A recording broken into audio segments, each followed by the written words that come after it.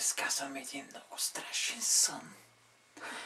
Една вечер бях си легнал на мекото и топло легло.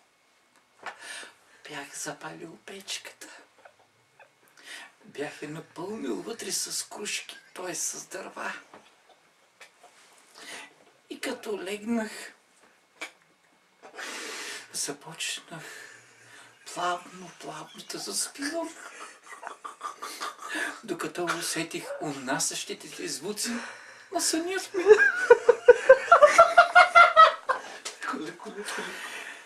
Мина час, мина два. Стана полунощ.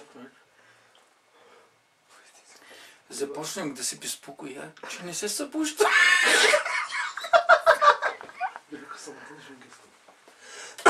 В миг се чу трясък. Отворих изведнъж опулените очи и видях, че всичко около мен беше тъмно. Отидах и започнах да търся копчето на лампата, за да е светно.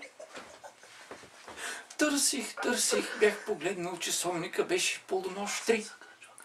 И когато търсих, в продължение на 8 часа, не можех да открия ключа. Оказа се, че нямало ключ. И нямало кружка. Защото нямаме ток.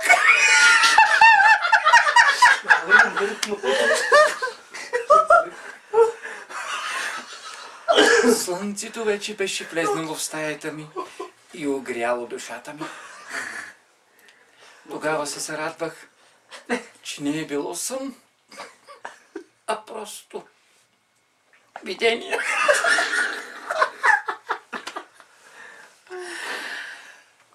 Минаха са още 4 часа. Започва да ми става и да ми прилушава. Оказа се, че жена ми ме ударила с тиган в главата. И за миг спрях, легнах и заспах. Благодаря.